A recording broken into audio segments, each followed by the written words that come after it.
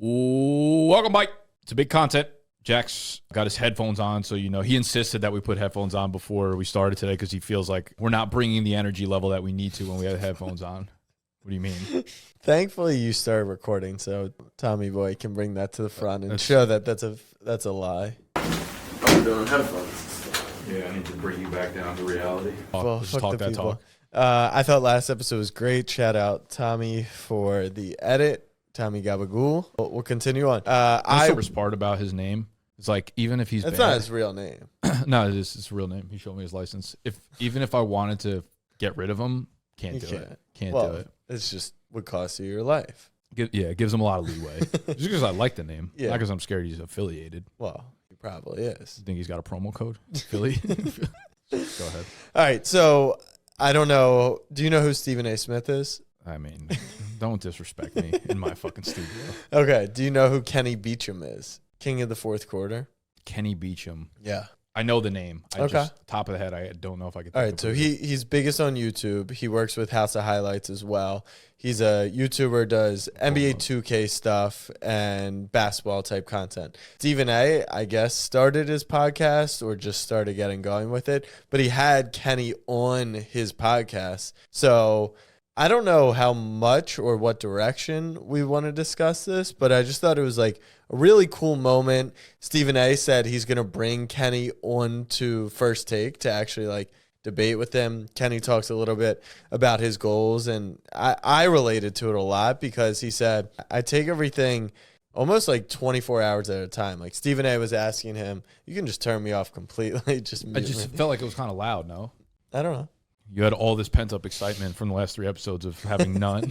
But anyways, yeah, I just thought it was a really cool moment. Maybe there's something to touch on with the fact that Stephen A is not worried about bringing professionals on. He's worried about bringing content creators on. Maybe there's something in what Kenny said, which was like his goals, they change every 24 hours just because of the fluidity of stuff. But his overarching goal was like he wants to have a platform to talk sports, and that's what he genuinely enjoys to do. And I think that it makes sense. The platforms change day to day, hour to hour, year by year. So, yeah, where do you want to take it? So Kenny Beecham is a content creator around basketball. Stephen A. Smith started his own podcast. Mm-hmm. Is that an independent podcast or is that on like a network or something? I mean, he works for ESPN. I would have to imagine there's probably ties, but I had never seen that stuff before. It's on his personal YouTube channel, Stephen A's. So, okay, so that's interesting. How big is his personal YouTube channel? Stephen A's? Yeah. 60,000. 60,000. Yeah. Sorry. I'm just kidding. Okay, so that's interesting. I think that's like a tip of the cap to Stephen A for realizing what direction he needs to go or what he needs to do in order to make that channel successful. And he's playing into what that platform is. Yeah. And he's getting the popular guy on it, knowing that he has, I think there's a lesson in leverage there, understanding that you've built so much leverage off of TV and being like a famous celebrity or whatever, that you can pull these content creators. And now it's kind of like a shifting of the tides. Yeah. In a sense where it's still going to take a long time for, it's easy to say like YouTubers and TikTokers or whatever are the celebrities now. And I think that there's a very, very real true sense to it, but there's still a lot of power behind being like a TV celebrity. TV's the number one, still to this day. It is, but I think it's almost movies. Right. Like the power behind being in a popular Netflix show can get you to being a worldwide famous person in 5 seconds. For sure. Relative to like TikTok or YouTube, where it's like, yeah, you could be really popular in a niche, but it'll take you years and years and years to actually gain notoriety out in the real world. Yeah. So I think that's a really interesting crossing of the swords there. I don't know about like the content behind what they were talking about. Mm-hmm. I think it's interesting. What has he brought on other guests, and have they mostly been like professional people? This is the first time I've seen it, and I think partially because I follow Kenny, I follow people who work with him, and so I kind of see it more. But I don't know what Stephen A's plan is. Did you enjoy the podcast? I didn't. I only watched the clip. I don't have my next question was gonna be like, did it entice you to be like, let me check out Stephen A's podcast now? Yes, I would watch that episode, but ironically, because I just want to hear Kenny's thoughts. Like, I'm so much more interested in how his brain works with all this stuff, his goals. Someone sent me actually a picture of like a MLB The Show creator package that they got, and I was more checking out like how they set up their streaming stuff, like in that picture. It's just what I'm interested in. Yeah, it is cool to see it happen. And then all the comments like, wow, Kenny finally made it. And if he goes on TV, like on First Take to debate, that'll be a nuts moment. I wonder if ESPN will embrace it. And they started a creator class. It was unpaid. I think that's like half-assing it in my opinion, but a bunch of the creators from our agency were there and, you know, they got them some access. But you got to pay. These people it's worth their time. Now, Stephen A., like you said, has built up the leverage to where Kenny will do it for free. And it's actually Stephen A.'s gaining more from Kenny because you get to use his face on YouTube, those two together. Then it's such an interesting dynamic there. It's like ESPN has always made these guys like homegrown, right? Like Stephen A. Smith, all these guys are homegrown in a sense, but it's like it takes one of these big interactions to happen for everything that we knew from the past to kind of just like fall down. Yeah. And now Stephen A.'s next 10 guests might be podcasters or YouTubers or whatever. And it makes you think when these media companies like ESPN start to grow or they start to look for the next creator or the next Stephen A. Smith, do they look for Kenny Beecham and hand him a massive bag? Yeah. And does he want to do that? You know what I mean? It's really interesting just to see where it will go over the next 5-10 years. I don't think it's anything that you or I haven't thought of necessarily, but when you get to see it at scale playing out in the real world, it's fun to see how these people who have had so much success in different platforms look at it differently than we do. And again, it's like an independent podcast probably by Stephen A. So he has like creative control over who he brings on. I guess I'll take a peek at it and see if there's anything I can like pull from the insights of the way that they work off of each other. Because I do think it's a crazy dynamic of being on TV and being like you've done TV appearances before. I've never done a TV appearance, I don't think, but I've done podcasts or more formalized media presences where I don't feel as comfortable doing those. I don't like doing them because it feels like they're scripted. It feels like it's almost like, all right, you got 90 seconds to do your best. And I'm like, I don't like being put into a spot where it's like, I just have to do my best for this short amount of time or else I look like a fucking schmuck. I like being able to sit here and talk for an hour and some things are look good. Like and a schmuck the whole time. Yeah, you know, I'll take 60, at least I'm consistent over a long period of time.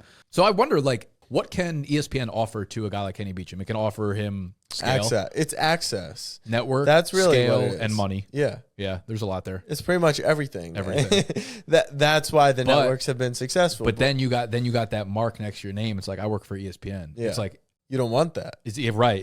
That's like a negative mark in today's game, I almost feel like. You're a sellout. Not fully, but for someone like Kenny, going to for work. Dudes like me and Kenny, the real ones. Yeah. No, but it is. Like, if you went and worked for ESPN, you're now under that umbrella, right? So it's always saying someone's going to be higher than you. The brand is more important than you specifically. You ever think about that? I just thought about that for the first time. I haven't worked in a corporate setting in years, like, I don't know, 6-7 years. Yeah. I haven't been in a position where someone else can like have a very negative mark on where I'm working, like what I'm doing. I don't know if that made sense, but like in a corporate setting, obviously your boss or like the CEO of a company can do something extremely immoral, and then you go and tell people like I work here, and it looks bad on you. Yeah, I haven't been in a position in that in a really long time. I was thinking like I feel like something I would never want to put myself in that position. I guess employees can do that in a sense if they have an outward facing like profile or social media presence, but I don't know. I'm just thinking out loud. Sexy behave. I don't really know what you're talking about, but it feels like there's something there that I want you to connect the dots on. Okay, let me try to articulate this a little bit better. I was okay. So if a creator like Kenny Beecham has flexibility, has freedom, whatever. Yeah. ESPN or someone throws him the bag, he feels like it's a good networking opportunity, whatever it is for him. He can go somewhere, and then someone within ESPN does something that, you know, tarnishes his reputation in a sense. And it's like, I mean, I guess when you're submitting to a company like ESPN, you are letting go of all control in a sense to begin with. But I was just kind of saying, like, I just thought of that off the top of my head. Like, I haven't been in a position where like my boss had done something stupid and I'm like, fuck, like now I'm kind of taking the heat for it, or now outwardly facing, I'm in a weird position. Like someone comes up to me, I'm embarrassed to say I'm always embarrassed to say where I work, but like in a corporate setting, you know, not because of someone else, always just because of me. Yeah. I don't know. Okay. Well, I just having some fun. No. I think on that point to something else that was in the news and something I've been thinking a lot about is the quality of content. I might have talked about this before. Feels like shitty. In general? Yeah. It feels like as much as there's a lot of good there's a lot of content out there, the quality of content has taken a significant dump. And that's obviously with more quantity, quality. Because people don't focus on making quality content. Right. They focus on feed what the algorithm. moves the numbers. Yeah. And so maybe you were early and I'm late. Okay. But yeah. Wait, I was also thinking about something on this note. People are obsessed with making. This came to me maybe like 2 nights ago. I was thinking like, man, I went on maybe Facebook or LinkedIn and someone made like an announcement post like, hey, I'm getting promoted or some shit, right? And I always like internally kind of like make fun of those things. It's always like, why? I'll get to why. I'm gonna again try to articulate it in a way that doesn't sound ridiculous, but it's most of the way they word it is like so ridiculous. Like, oh, I got this new job. I can't wait to go on this like new journey. It's like, shut up. It's like a new fucking job. It's like it's not even a new job. It's like just a promotion. Yeah, You're doing the same shit. You're just talking. You got to a 10% raise. Yeah, it's like not a new journey. You go to the same fucking place. Shut up. Okay, so the idea that. So announcements like that, right? Like announcement type posts. Anytime you make an announcement or something, it naturally is something that vibrates with people and gets a lot of feedback and engagement and attention. And people on TikTok do it. People on all platforms do it.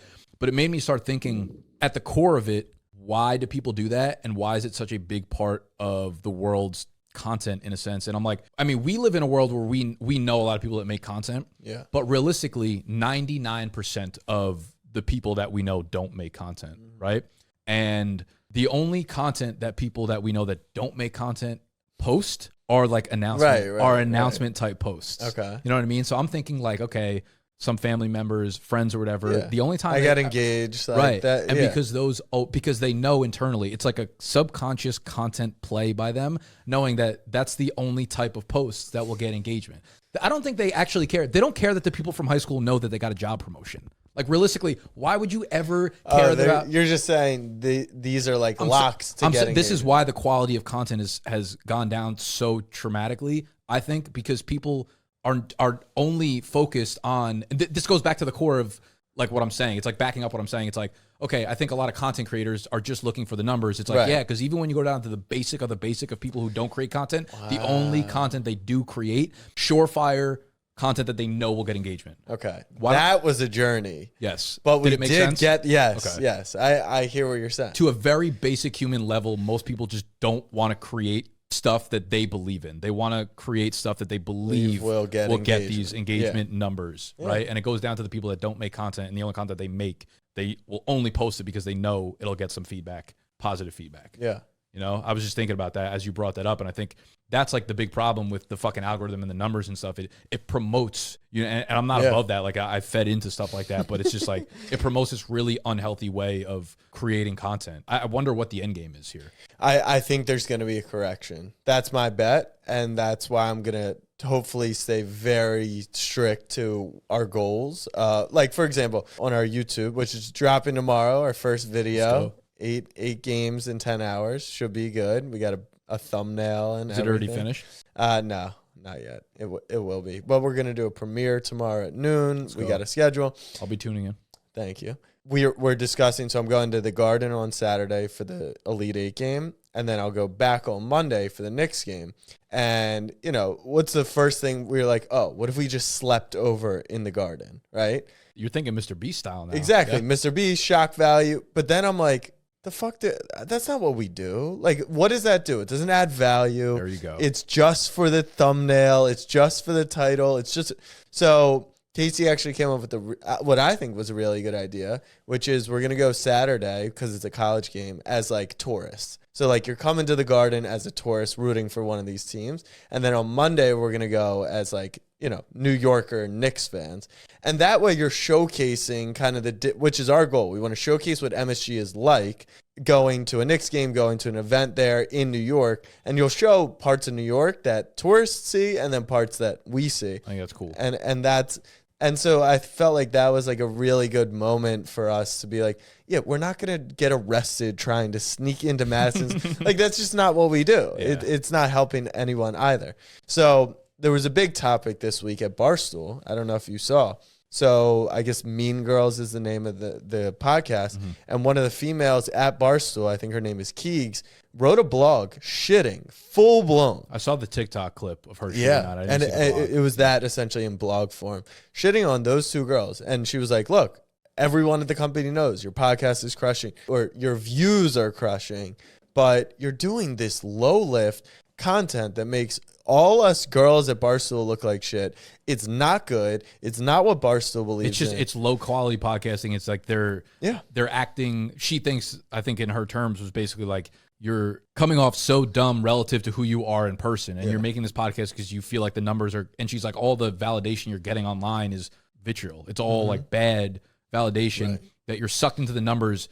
I think a lot of it comes back to, are you making content that you're actually proud of too? Right. And that's where quality content comes from. It comes from passion. It comes from being proud of the thing that you're actually making when you step onto the mic. Are you saying something that expresses who you are as a person? You know, are you putting yourself onto the camera for other people to experience or experience it with you, either as you or with you? And I think 100%, like there will be a correction. I just wonder, how does it come? Is it a new platform that promotes some sort of quality, level that needs to be done? And if so, how does an algorithm handle that? Is it watch time? That's why I do think YouTube kind of comes back to having quality content, because like the biggest metrics are watch time in a sense, but maybe that could be gamed as well. Like Mr. Beast has gamed that. His quality is content, but I wouldn't argue that it actually does anything for anyone outside of just like quick hitting entertainment value, Well, it's entertaining. That's his value add. Yeah. But I agree. I think it's just a reminder, because everything that we talk about, we want to relate to the creator or creator to be. And all I'm saying is like, create quality content. And over time, yes, it's going to maybe take a while. It could take a really long time, because the algorithm is the algorithm and it's feeding you this bullshit. But I think there'll be a correction, and people will appreciate when you go and do that. Another example is, we just did a clip from the podcast. What NBA player could lead a 16 seed in the tourney to win the championship? Right? The worst NBA player that could do that. Yeah. And so it's Abe and I going back and forth for 2.5 minutes. It's some senseless debate. People will get in the comment section. And I was watching, and I was like, oh, this is actually an interesting topic, right? But that's the new standard for content. Quality content would be Abe and I like interviewing NBA players about it, doing research on it, running 2K sims, like putting together like a 20-minute. Putting the work in for exactly. This. Yes. I can't like emphasize this shit enough. Yeah. When I started making content, like one on that note, you can get big by doing this shit. In this game, the quicker you go up, the quicker you can go down. Yeah. It could be taken away like that. The slower you go up, the slower you will go down, no matter what negative outside forces you face. And I feel like we're probably fucking proof of that over the long run. I think when I first started making fantasy content, it would take me hours and hours and hours to do anything I put out there. Right. I was like, I'm not half-assing this. Like, I am giving my entire side of the argument, and then I'm going to put the research in for the amount of hours I did to play devil's advocate on myself. You know what I mean? Like, that's where I was coming at it, and I was not putting out anything less than that. Yep. And I think, like, there's parts of me that improved and become more efficient with it, but that will pretty much always be my mindset as it relates to content, and I think that's a very healthy way to go about it. And there, like you said, there will be like a day of reckoning. I don't know how it will come. A lot of it will play itself out mentally within each person individually. At the end of the day, at the end of 5 years, at the end of 10 years, there are not a lot of people that create content for 10 years straight. You know what I mean? At the end of it, you'll want something you could look back on and be like, this was cool. Like I built something cool. I think most people who do it for the wrong reasons and build something they're not proud of won't be there in 10 years. And if they are, they're like, fuck. It's a lot of those people who like start to have drama filled within their lives and go down routes where they're just like, this isn't even me anymore. I need to quit, or whatever the case may be. So it's like, I don't know. We've talked about this in the last few weeks too. When I got off TikTok for a couple of weeks and went back on, I can't even go on the app anymore. Like I just, not because of like external comments anymore. No, it's brutal. I get on and I'm just like, this is like, what am I even watching right now? Yeah. And it's not even like, oh, I feel bad for myself. Why? It's like, no, this is like, I'm not enjoying this. No, anymore. Everything is like some weird gimmicky thing to try to like pull me in. I'm like, dude, like, this is not fun. What about the people selling hooks who use their hooks to hook you in? It's just like, let me tell you how to get more engagement on your TikTok video. And I'm like, fam, if I could punch you through your fucking screen right now, I would. It drives me nuts. I can't stand that platform. I actually don't really consume, now that I think about it, if I'm not on TikTok often, like I'll scroll through Twitter. I never really use YouTube personally unless I went to it for like a how-to, like how do I do this? I don't really consume that much. I only consume within my community. Like I'll go through all my comments and stuff like that. That's kind of how I consume social. That's like my relationship with it at this point. Yeah. Comments. I mean, the comment sections are brutal, right? Like no one ever, but it's rare to do like a thoughtful, It's so bad, bro. Like even like Instagram Reels, I'll be going down and No, like, why would you ever click the comment? No, like actually. Because I think there's a part of me that just wants to get angry. I think there's a part of me that That's the only explanation. People get so deep in Instagram comments. Bro, It'll be all right, so I commented on someone's. I'm listening, but I want to go through. I'm like going to be going through Instagram as I commented on ESPN's post of Marcus Smart fighting Trae Young, and I just wrote like Marcus Smart's a clown. I don't know what made me do it. I just like saw it and I was like, he's such a clown. So I commented.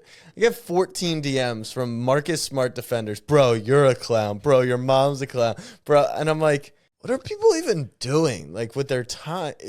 What? I'm not saying you need to be productive 24 hours a day, 7 days a week. But like, why even waste the time to do that? Are people just really looking to get upset? Yes, I'm telling you, that's like what. Yeah, people. But do you think there's people that are looking to not be upset? I think so. They all are looking to not be. No one wants to be upset. They don't. They don't know that. I think people are. They don't know that. So I guess like the person that comes to mind in this whole conversation is Brett Coleman. Like he just texted me and I was going to bring it up because he just texted me. He was like, well, it took only 2 days to get invited back on, referencing Pat Mack. Did you know what happened with Brett and Pat? Oh, I saw that. Yeah. I didn't know he went on. Did he go on? I just got that text like 2 minutes ago and I was going to that bring he's it up. Going on? I guess he's going back on again. Back on. I didn't see him go on. I saw the interaction. Oh yeah, he went on the Pat Twitter. McAfee show. Okay, so before we get there, I was actually just gonna give Brett a ton of credit. If you were to like take a step back and say, do you think film breakdown content on YouTube could work like years ago? Or even now, you'd be like, no shot. Like, you got to make it quick hitting, got to make it all this stuff, hook people in. And like, no, he's just taking a fucking fantastic approach, slowly built it over time. He's optimized, which we talk about all the time. Like, his thumbs are great. His titling is great for the platform.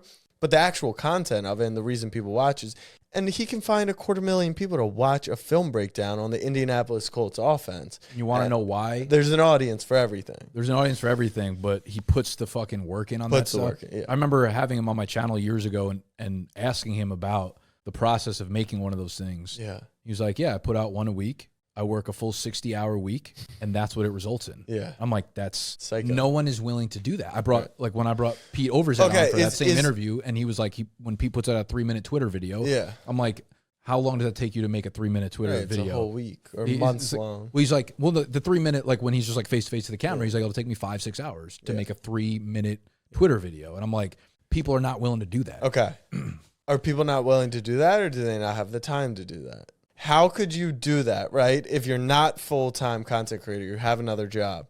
Can you take 60 hours to make a video? 60? No, of course not. But could you do 20? And I bet when Brett wasn't, like when he first started, I bet it wasn't. I'd be curious. I'd be curious to ask because I think like being realistic. I know someone who knows him. If you shoot him a text. Being realistic with the audience and with the people who want to be creators, they can't just be like, all right, I'm going to take 60 hours, we can do it. Not 60, but that 6 hours I was putting in per video every single day was on top of. Right. I was in grad school and I was working full time. Like I was doing all of this shit when I was like. There's time. Oh, there's time if you want. I think this is kind of, you want to call it a reckoning. You want to just call it like the cycles of life. Like think about when someone would write a book, they would do investigative journalism. Like they talk to like 14 people before writing a fucking blog post. Now you just spin up a blog in 30 minutes and you publish it. That shit yeah. I think quality of content's making a comeback. Well, I think it will. You ever listen to the BFFs podcast? Portnoy, Josh. I've never listened. I've only seen the clips. I for some reason I haven't listened to it in a long time, and for whatever reason I just threw on one of their last episodes with this. Their guest was this Instagram account Duma or whatever. Yeah. Basically, she's like an Instagram account that gets fed TikTok gossip or just like celebrity gossip in general and posts stuff. And she's like, oh, I never verify. She's like, some things I won't post because I like feel like it's out of pocket or it's disrespectful. Right. But like a lot of things she just doesn't verify. Right. And she has Prez, like she posts a lot about Prez, and a lot of it's just not true whatsoever. Right. You could tell via the conversations that they're having on the podcast. And I'm like, man, I like That feels illegal. It feels like a weird balance of like I respect your work ethic, but I really like don't respect you as a person that you feel comfortable doing stuff like that. Yeah. You know, like posting stuff that you genuinely don't know if it's true and could like really ruin somebody's fucking life. Yeah. You know, I don't think anything she did, like Prez in particular, was like life ruining, but if that started to become a problem for me where people were just posting shit like fucking a whatever his name is, like I don't really care, but at volume, if that starts happening over and over again, it's just like shit that's not true. It's just like, dude, at what point? I don't know. Well, you can do it nowadays. Yeah. All right. So Brett, from what I saw, and you can fill in the gaps. So Brett quote tweeted a video of he didn't play for the Colts. He was just an indie guy. He's a big indie fan. I think he's a content creator okay. around the Colts. I don't know. Oh, yeah. He is. The original dude, I'm not really sure about the specifics of who he is. No, you're right. I think maybe he works for a podcast or something. But he posted his father passed away. They got a bunch of loans and money they got to pay back to retain ownership in the house and the car and other stuff. And I guess Brett quote tweeted and just was like, hey, bat signal, anyone in the Colts community specifically, obviously Pat being kind of lead guy. I think he tagged some others. And then McAfee blocked him. Well, okay. So he basically like the content creator for the Colts who Brett has worked with before. He's been on his podcast. Mm-hmm. He knows the guy personally.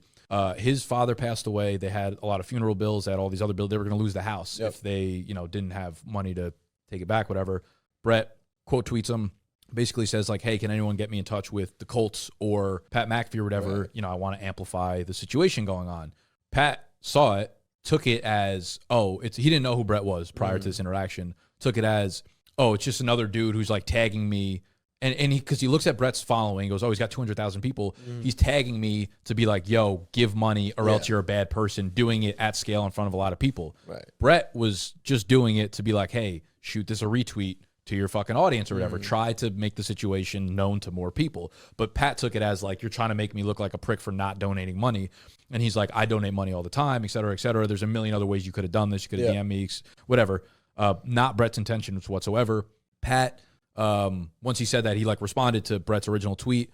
Brett went back and was like, Pat, that's not what I was trying to do. Pat supposedly blocked him accidentally. He said he went to mute him, but he blocked him accidentally. Then Brett basically screenshotted that Pat blocked him, put it over the original tweet, and was like, all right, message received. Basically like, I asked you to retweet this, you blocked me, boom, message received.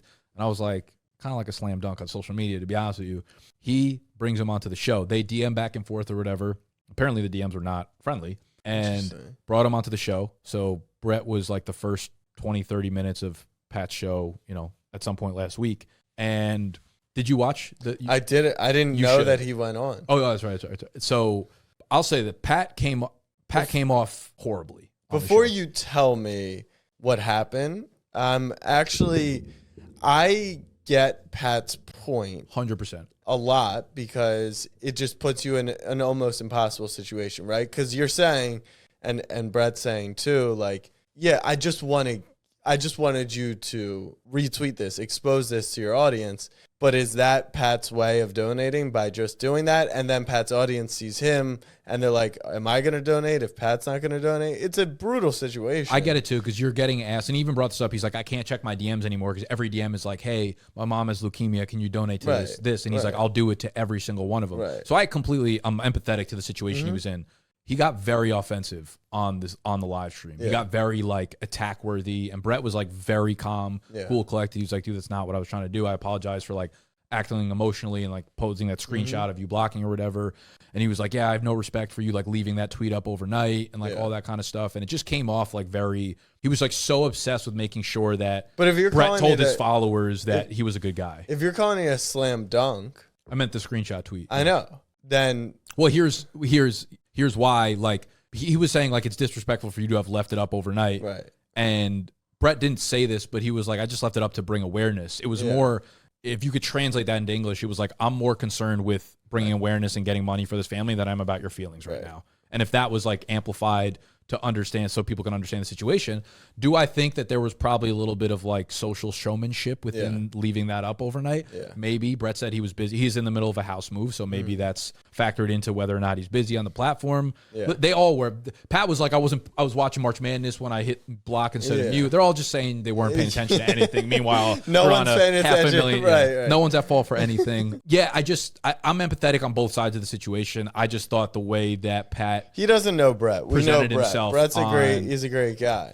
I mean, Pat got smeared everywhere for this. Twitter, Reddit, like everything. I think if you watch the show, it just felt like Brett was trying to come to an understanding. It was like, hey man, like I didn't mean anything by it, and Pat was just like, still just backhanded compliment after backhanded compliment. Like, you do a great job. Like, he'll always add something else into it. It's like, dude, just. It's interesting he brought him on the show to talk through it. Because he needed like Brett to be like, no, Pat's actually a good guy. Sorry, guys. That's like my takeaway from it. While I am empathetic to the situation, that's the way it came off to me. And I do assume it then brought more awareness, and he did get the money. Yeah. The guy got the money. So I guess it all worked out in the end for most parties. But it's interesting. Pat had Aaron Rodgers on. We discussed it, or we were watching last week, 500,000 people. And then right after that, he announced that FanDuel deal might be potentially up in the air. So, really? And what's the deal he was on now? So 1 year? He's on like a 3 or 4 year, $40 million a year deal. This is only year one, I believe. So saying it's up in the air because he wants more money. It's up in the air because it sounds like he's going to make a change. So he went on I don't want to call it a rant, but a long kind of thing on how he's having a baby and how it's kind of changed his views on things, and how last season he did WWE, College Game Day, and then he gets there Monday and it's just like, I got to drink 3 Red Bulls and 5-hour energy to get through it and to be on for you guys, but like I'm killing myself, and adding a kid into the mix is just not sustainable. On top of that, he's independent, right? I don't know who helps McAfee out with all this stuff, like who does their deals and who manages campaigns and who books guests. Like, they have a team, but the way he made it seem is like he's actually the guy. And I know people who have worked with him. I don't know if they're like actually, like Reed for Mr. Beast. Like, he's the guy that like operates. And so we started talking about going to a network and how that might make a lot of sense for them, which would be very interesting. I assume your first reaction is, fuck that, don't do that. I kind of thought the Rodgers thing was huge. It meant like, all right, we're on social media. But then when you take a step back and we talk about the effects of being on television, it's like he got 500,000 people to watch in the middle of a Wednesday. I guess my first question would be, based on what he's saying, what problem does that solve? What problem does going to a network solve from where you don't have to sell your own advertising? Like, maybe it's as simple as that. You go to a network, NBC has a whole sales team, and if the numbers are there, you're good. You're right. You don't have to pitch. If you have 1 million people a week tuning in, you can sell ads, easily because it's on television. This YouTube stuff, maybe you're priced at CPMs and you're not priced traditionally. So maybe that's just one example. And you get, it's like what we're talking about. It does you feel get resources. It does feel like it's an easy, like, I mean, I don't want to say it's easy because obviously it's fucking probably very difficult. He's a smart dude and he probably knows what he's doing, but it feels like almost like when Prez hired a CEO to run Barstool, because he's like, I don't want to do that shit anymore. And he was able to just stay as the face of content, and the president. That feels like a similar-ish situation. Maybe that's an entire process in itself that he doesn't really want to go through. I guess maybe you're so established at that point that it doesn't really matter if you're independent. You're not like fighting for anything. Everyone already knows you. So whether you're here or there, they're all coming for But Pat they don't. anyways. That's the thing. It's like we all know him. Millions of people know him. But like in the grand scheme of things, people don't know who Pat McAfee is. But they know it as much as any ESPN anchor. Yeah, for sure. Yeah. For sure. I would be pretty bummed. I would love to see him attack it and change the game because I think it's almost, it could be sort of like a Trojan horse where he kind of changes the culture of the way media companies work from the inside. But will it ever change? It's still those same old heads making decisions, right? Well, I think there will be. Can he curse? He can't curse on TV. Could be. No, you can't. How do you know where he's going to go? It does. Because if he goes to any of the main, right, if he goes on True TV, I guess but it takes one, that would be an L. If he goes to a media company that's not like actually at scale right now. No, but if he goes on NBC and is on from noon to 3, he's not saying, fuck this, talking gambling, like there's regulations, there's so much. Straight up, are they, I don't know the rules about that. They're just not allowed to curse on there. Yeah, I'm pretty sure it's illegal to curse. Weird. Yeah, no, it makes sense because they can't monitor the content and kids can watch it. Now, why can I curse on the web? I don't know what the rules are, but yeah, you can't, like, you cannot drop an F-bomb in the middle of the pregame show. I want to fact check that. I guarantee that. It's literally a thing. I want to talk to my lawyer. Pull it up. Here, let me see. I'll look up. Can you curse on TV? And the answer is federal law prohibits obscene, indecent, and profane content from being broadcast on the radio or TV. I feel like people curse on the radio. I don't know. While the F word is considered among the crudest of cuss words by some, it is allowed to be used on ESPN without penalty from the Federal Communications Commission. The FCC has no jurisdiction over basic cable content, only broadcast television and radio. I guess that would mean like covering live events he couldn't, but if they say he did this so that he'd have a less intense schedule, he went from instead of, what does he stream now, Monday to Friday? Yeah. If they gave him, Monday, Wednesday, Friday, or whatever, they gave him the Pat McAfee hours on ESPN from, 6 to 9 or something like that, and they allowed that to open up, and they were like, you can use your profanity at your, don't do it obviously for the sake of doing it, but like, be natural, Pat. Yeah. That I feel like that would work so well ratings wise that it would make other networks start to really. But that's a federal law. It just said it's fine, honey. What's fine? Like, He's you're allowed telling to me an curse. anchor could go on and just like start. I just read that to you. Yeah. This was a article written by Indy Star after Peyton Manning apologizes after Marshawn Lynch curses his way through ESPN Manningcast. It said it's considered among the crude or whatever. It is allowed to be used on ESPN without penalty from the FCC. Gotcha. As long as it's not in, I think it was like live games or whatever. They just like did one thing with Barstool and then they were done with them. Right, but I'm saying some network will, again, horrible example, but I'm trying to get the point across in the same way that like when sports teams, when they didn't allow black athletes on the team, and then they allowed black athletes who are way better athletes than white people for the most part, and they're like, fuck, we're having so much success as a team. Maybe as a forward-thinking owner, we should say, hey, I'm trying to make my team win. I'm going to utilize these types of players. That's it's like a wild analogy. I understand, but like that's what I'm trying to say is like there will be forward-thinking executives who are like, I'm less concerned with whether or not we're politically correct or whether or not we come off cool. Yeah, or I think you're overestimating how traditional these broadcasts are. Possibly, but it only takes one. It takes one. It takes one for them to steal all the fucking ratings for a 3-hour period of time, and that to open eyes to people. Yeah, but you've got the rights to ESPN to the NFL, to NBA Finals or playoffs, and it's just like, are you going to risk that all for Pat McAfee? That's where, right? Then you start being like, like maybe he's not that meaningful, not that powerful. Everyone has a different worth, and he doesn't outperform. And so if an advertiser's like, that doesn't fit our vibe, or we're trying to advertise to kids, and now you can't show that content to kids. Yeah, I know it's definitely like a tough sell, but like the more I've thought about all this, I'm like, I could get canceled, and I don't plan on it. I mean, you plan on it. Yeah. You did. Last fucking episode. What do you mean? But like, it is nice that no one can tell us how we have to do shit and like how we can be authentic. And so when that authenticity hits scale, right, that's when these stipulations start coming into play. Oh, Drewski is working the red carpet. You know what? Drewski's a little more out there with his jokes and the stuff he talks about. So do you mind just like toning it down a little? We still want you to be you, but then like but if not fully you. Right. Yeah, no, there's definitely like a fine line. Like fuck that. Yeah, no, absolutely fuck that. I think it's just going to take a while for us to move to a world where the digital creators do own all these processes. Yeah. It's just going to take a time for sure for us to just wipe out the old heads. Yeah. That's why selling product, right? And selling shit you own. Because yes, if I started just it's more about like, man, let's stop fiending over being part of the media network. Let's stop fiending over like being the people who talk to people on the red carpet, and let's create our own red carpet and have that be bigger than the Oscars or the Grammys or whatever. In the same way that like Cole Bennett, right? You know Cole Bennett? No? Lyrical Lemonade? I know. He's this young kid that makes like, he makes so many music videos now for like up and coming rappers. And basically every time he fucking touches a video, he blows them up. Huge in the rap community. He's very, very popular now. But he runs his company, Lyrical Lemonade, and they have a festival each year. And this year it was like the largest independent festival of all time.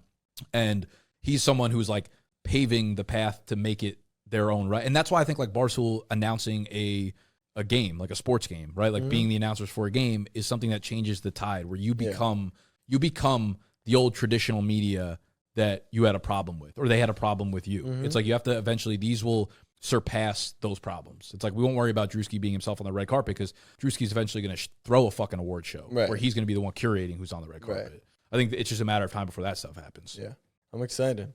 It feels good. McAfee stuff, Kenny doing Stephen A stuff. I know this is more sports specific, which I would assume a lot of people listening are kind of in that vein, but it's just encouraging. I was talking to a creator in our agency, Kevin Walsh, on he's got a huge TikTok presence in the NFL, and we were just talking through diversifying platforms, the future creator. What's someone in his mind space thinking right now, as someone who's like very TikTok heavy? Yeah, is he as bullish on TikTok as we are? Not bullish on it. No, he said a couple things. One, he was like, TikTok was really hot, and I was like, let's go all in on TikTok, let's push, which I'm a believer on. Like, find your platform.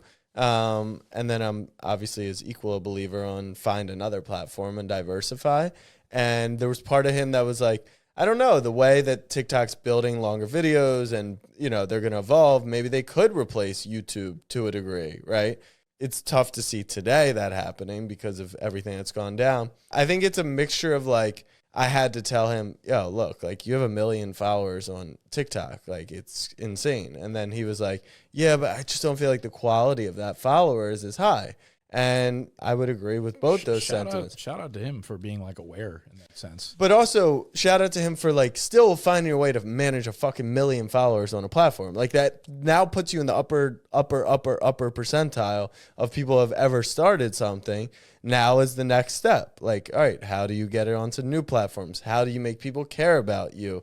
The more we talk about it, it's just like quality content, and that's what's going to win. Because I just wonder if there's ever been a platform where those types of numbers felt less important. Yeah. You know what I mean? Like if I had 1 million subs on YouTube, I would be like, yeah. Well, okay.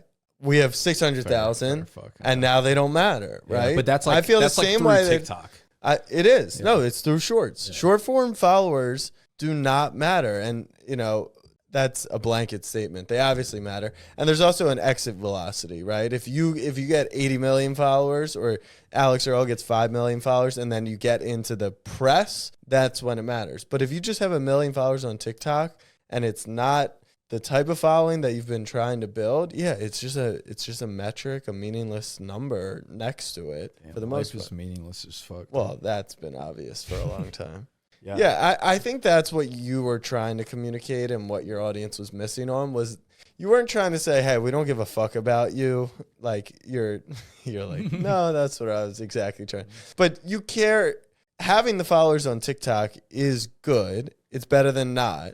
But it's like, what are you guys doing? You're not going to help us make any money because you don't engage with any of our meaningful content.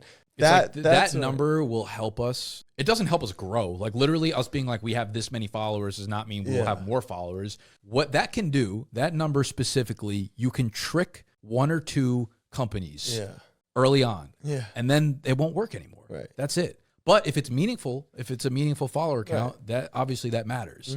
But it didn't matter to what we were doing. It didn't matter to our industry, which is why it's like we can go to the next DraftKings or FanDuel or whatever and be like, yeah, we got this and we got like 1 million on TikTok or whatever. They give us a deal 3 months down the line. They're like, fuck this. Nothing's happening here. Yeah. Again, you could trick people through all these fake vanity fucking metrics, but when you need people to show up for you, the only way that they're going to do that is if you've actually built something with them. Yeah.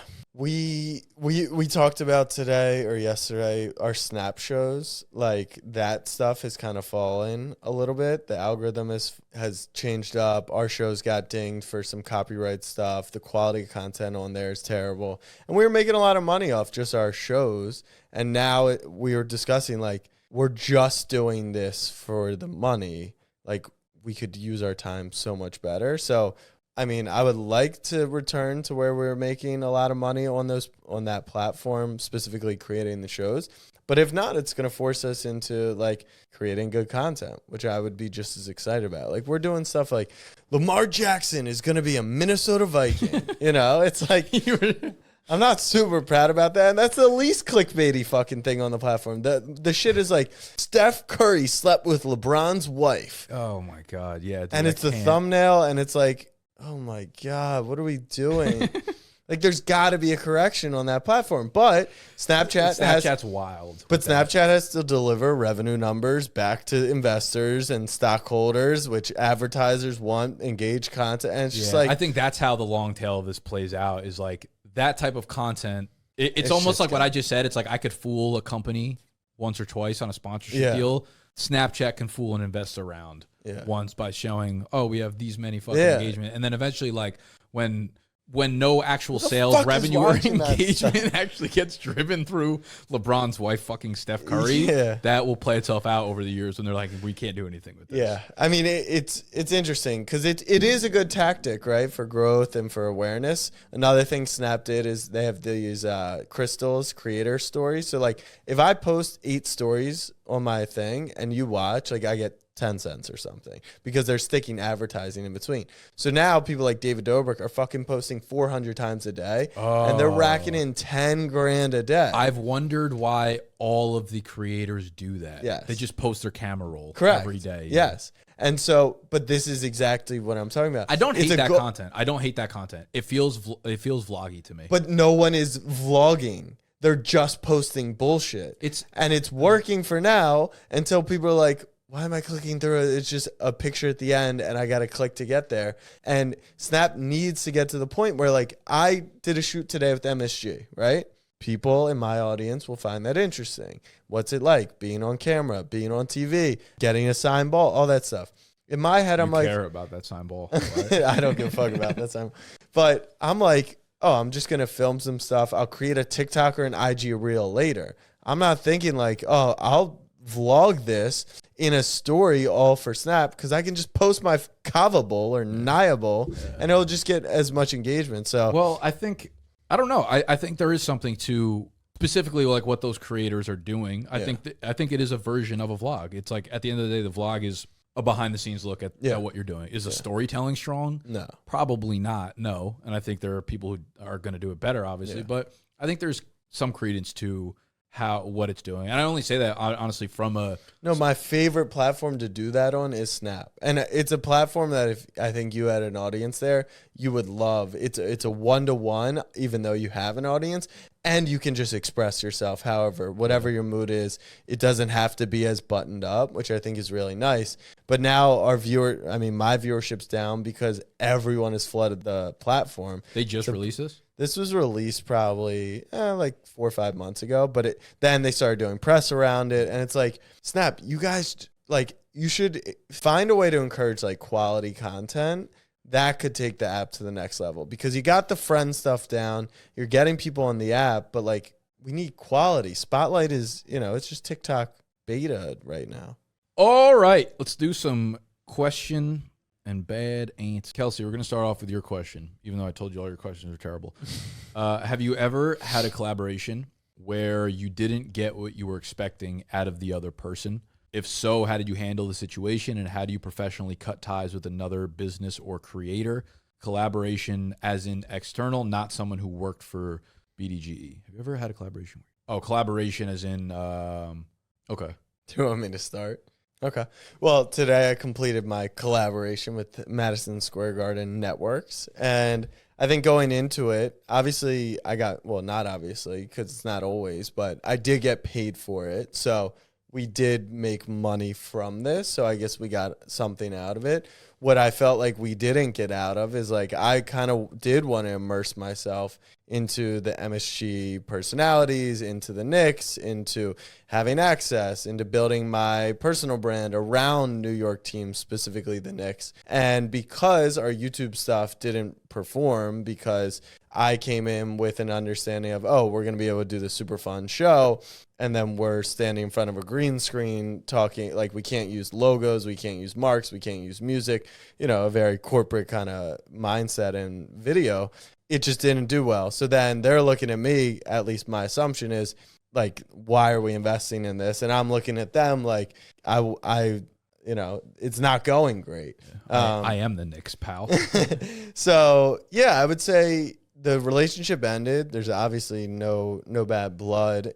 To me, it was like a failure, and I don't know if we could have made it better. I just don't know if it was a perfect match. Okay. Maybe I could have embraced it more. Yeah, go back from the start. Yeah. Looking back on it now, I think a lot of the reasons things go in that, you know, direction, or you end up in a failing situation where you feel at least like you didn't get out what you wanted. Yeah.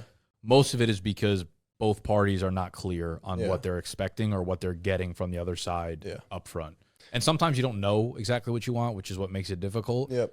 But I think that's like the biggest piece of advice I can give when it comes to like collaborating is setting a game plan up front so that when you're not seeing the results or you're not having that stuff delivered, there's a very clear point that you can look at and say, hey, this is what I thought we were doing. This is where I thought we were going. We're not there. I don't feel good about doing this. You're not delivering your side, whatever the case may be. There always needs to be something flat on paper that's not emotional. That's just straight up like, this is what we're doing. This is what I want to do. This is what I'm expecting from both sides. Therefore, you always have a point that you can go back to. And, you know, it doesn't have to be some big like problematic thing down the road. Yeah. Do you have any that come to mind? Yeah, I would say I've done collaborations over the years. I found myself, I like doing basically two types of content. Collaborations that I'm like really passionate about the content itself, or individual videos. Like when I'm doing fantasy videos, I don't love doing collaboration videos because I feel like I get in a mindset where it feels it's less free flowing when I'm talking about football and fantasy. It's like the research and stuff. So I need to be in my zone where like I'm not kind of distracted by other things going around. And I used to bring this guy, Dr. Jesse Morse, onto my channel of the fantasy doctors, and I would bring him on for like medical advice throughout the year or whatever. And I found that to be not because of him or anything. I actually get along with him very well personally. I think he's a cool dude. I think he gives off really, really valuable information. I got to a point where I was like, I'm not really enjoying this content anymore. Like, I don't really like making it. I know that people in the audience want it, but like I show up and I kind of dread doing it whenever we were doing it, whether it was once a week, twice a week or whatever. So I just told him that. I was like, listen, man, it's nothing against you. It's nothing against like the channel or whatever. It's just not the direction that I want to be going anymore. So I want to put my time into other avenues. And I think most people will understand that. So now when I get into collaborations, it's only purely from something like organic like this, where I'm like, yo, let's just like talk about content and like figure it out on the way. So I wouldn't jump into a collab unless I knew exactly what the value props on both sides were. And it was something that I was like really into, I think. Okay. If you are trying to turn your content into a business, aka a brand, what are some steps that you should take? Example, have a lawyer, accountant, etc. What type of insurance should you have? So very like baseline, you know, business technical questions. I guess if you're starting in today's day and age, you're starting with some sort of social media account, in which I don't think you need any of that stuff. I would say get an LLC. I would say that's the first step. Get an LLC. You ever those fucking TikTok videos kill me when it's like people's like, you gotta wake up at 3:30. You gotta first thing you do when you wake up, get water and make an LLC. They like pretend to be entrepreneurs. It's so fucking funny.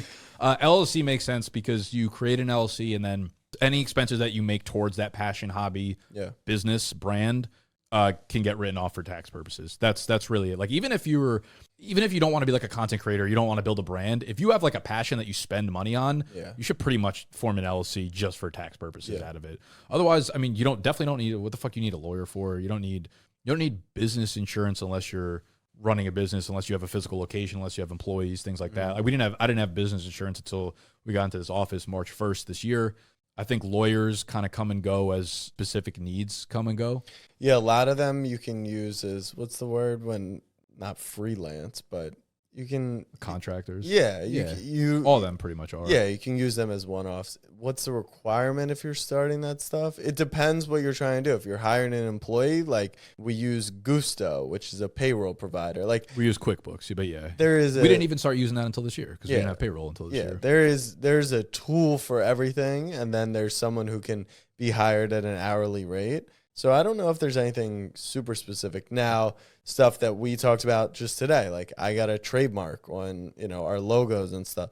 A lot of this stuff is more so preparing for the future. Like, look, if you get to the point where you need to like call trademark on people, then you've made it, right? So I was going to say, most of this stuff is just shit you would not worry about at the beginning of when you're starting. Yeah. I think you're already focusing on the wrong things, to be honest with you. I think you got to focus on building a demand for what you're doing, building a demand for your brand and your business and your content. Yeah, I mean, if you're developing like a product, maybe a patent, but then that's like I don't even think we could speak on that because we haven't really like done anything that's that intense. But it doesn't sound like that's the avenue you're going. If you have an Instagram account, just worry about making really good content. Yeah. High quality for a content. while. That's the theme of this episode. Yes. Yeah. High quality content over the long span. Then as situations arise, if you're unsure about how to do certain things, like, you asked about an accountant, but I also feel like no one knows about taxes to begin with, right? Business taxes, normal taxes. Like you need an accountant for your everyday life, so you could find someone with that. But also if you form an LLC, the taxes are the same between like yourself personally and an LLC. So it doesn't anything complicated there. But yeah, I think you focus on doing your content correctly. Hit up the Discord or hit up us personally, because I will say that is the one thing that if you are going at it solo, I had no clue. I asked you, for lighting, I asked you for, payroll provider. I asked people, other entrepreneurs know some of the answers or can point you in the right direction. Yeah. Be in the Discord, ask the questions there if you have any other ones. We'll figure it out together. Love you. We're here for you. Jack's here for you sometimes. Okay. I think that's all we had. Okay. Right now. That is it. Tommy Gabagool, thank you for making it through this edit. Thank you guys for watching, listening. If you did, subscribe to the channel if you're new. Thumbs up button, all that shit. We'll see you next week.